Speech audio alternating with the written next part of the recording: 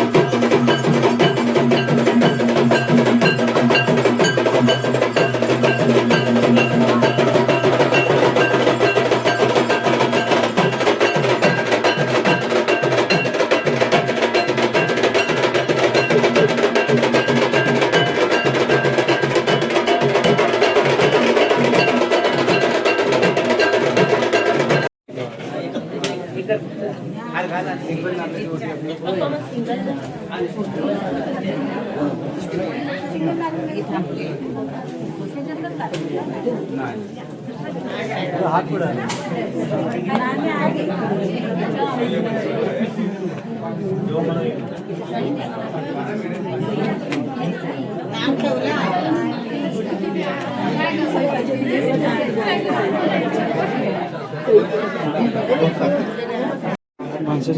नमस्कार।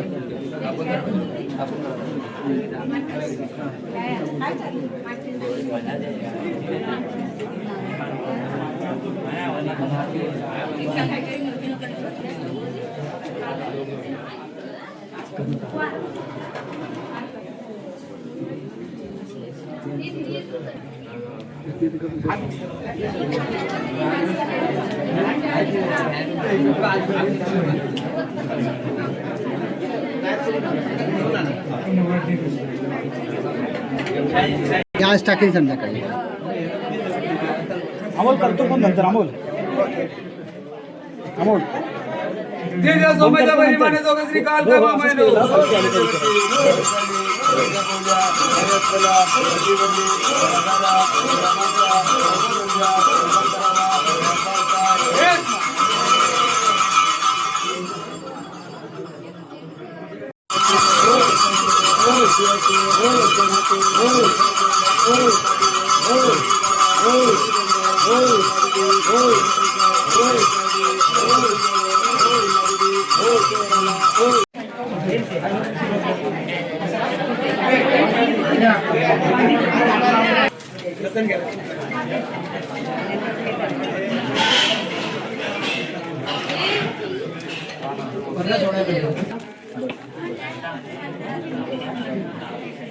आम्ही बसून ठेवते हरिकाली मोठ्या बोल्या हरियासला भटी भरली राधारा मामांचा लोकर संध्या संभार करावा व्यापारचा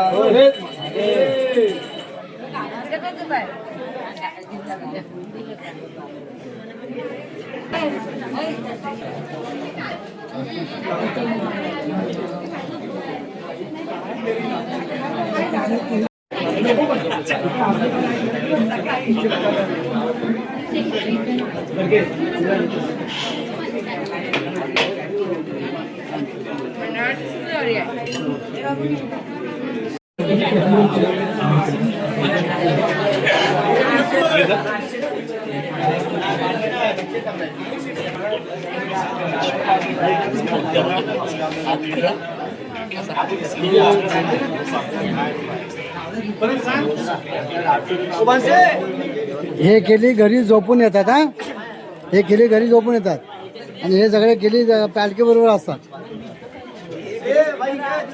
हे फक्त एकटेच घरी झोपून येतात. मित्रांनो पाहू शकता तुम्ही आमच्या युट्यूब चॅनलला सबस्क्राईब करा, लाईक करा, शेअर करा.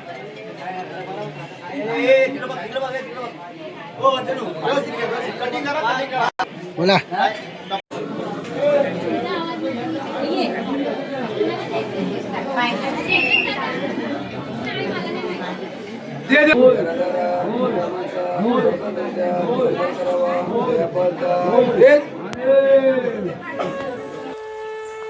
मामा आई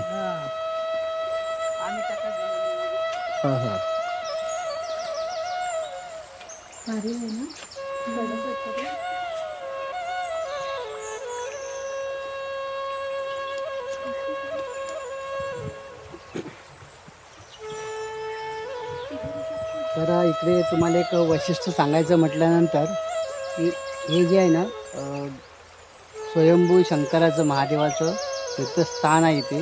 जसं आपण हरिहरेश्वरला मेल्यानंतर जी हस्ती घेऊन जातो विसर्जन करायला, तर इकडे मंडणगड तालुक्यामध्ये मी प्रथमच इकडे तुम्हाला सांगतो आहे आणि एक संदेश देतो आहे की इकडे मंडणगडमध्ये सुद्धा हस्ती विसर्जित करण्यासारखं एक साधन तयार केलेलं आहे.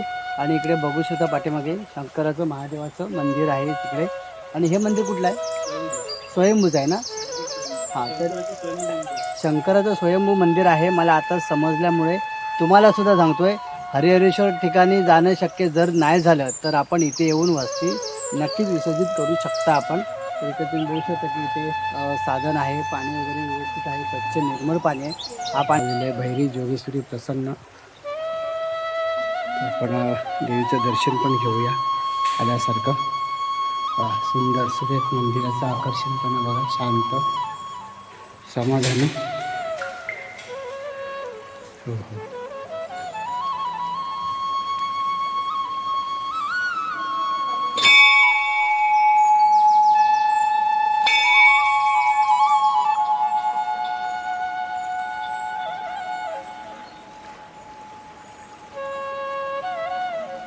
इकडे प्रत्येक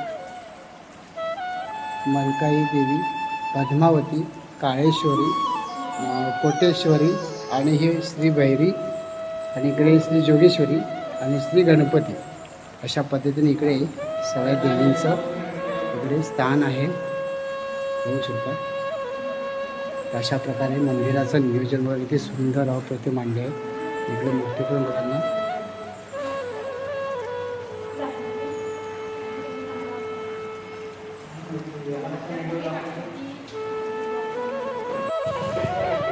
चला तर मित्रांनो इकडे स्वयंभू मूर्ती आहे शंकराची बघा इकडे आणि इथे स्वयंभू आहे तीर्थस्थान. अशा पद्धतीने शंकराची पिंडी वगैरे आहे.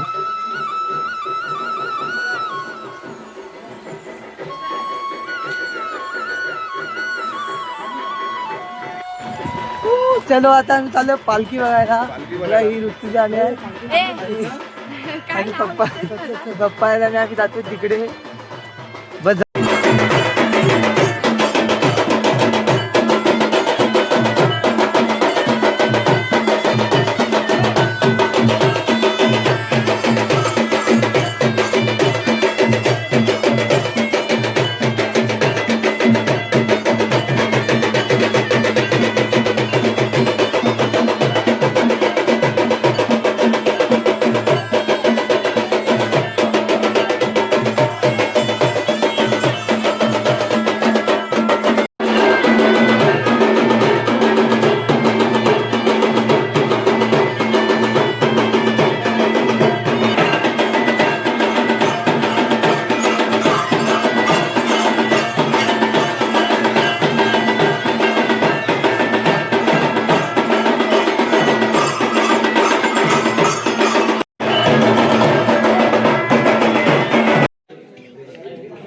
दीदी इथं बघ.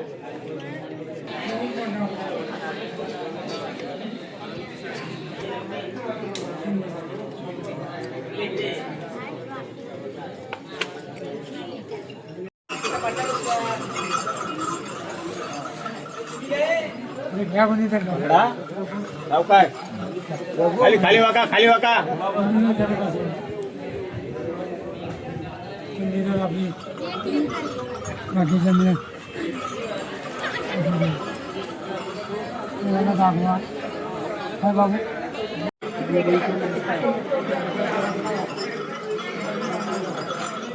तर पालखी प्रत्येकाच्या घरामध्ये जाऊन बसते. या पालखीचं एक वैशिष्ट्य आहे की दारात उभी न राहता प्रत्येकाच्या घरामध्ये जाऊन पालखी स्थानापन्न होऊन तिकडून दर्शन घेऊन आतमध्ये येते असे बाहेर येते. अशा इकडे सगळीकडे प्रत्येकाच्या घरी जाऊन पालखी बसणार. अगदीच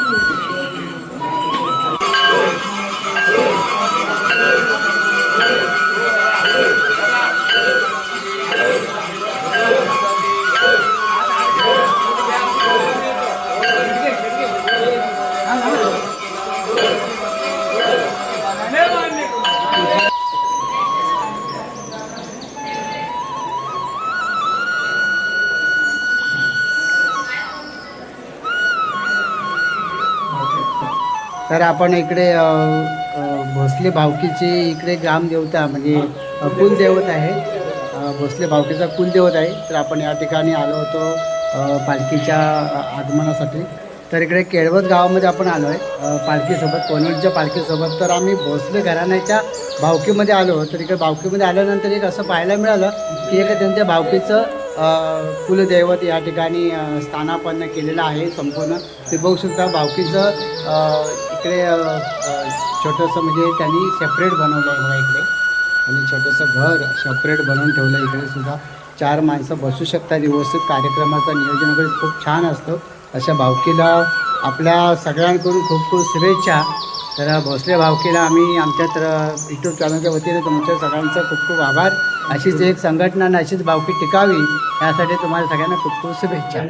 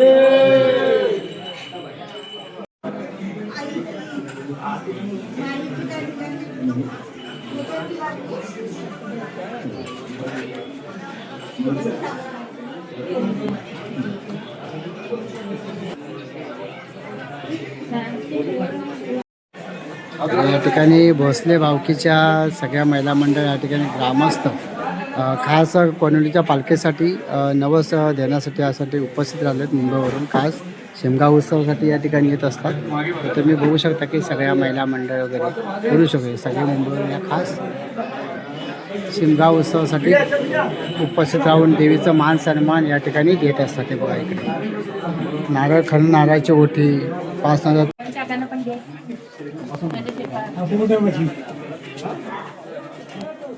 पहिला हा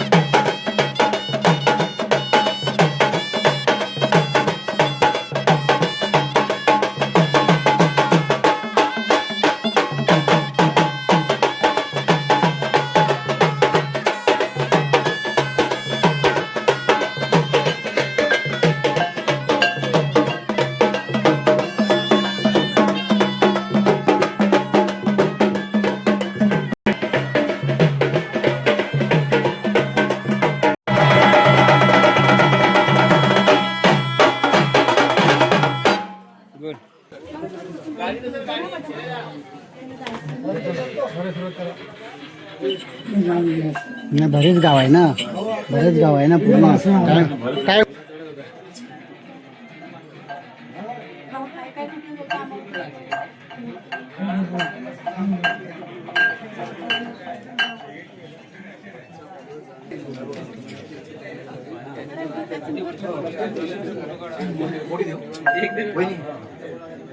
पिशवी एक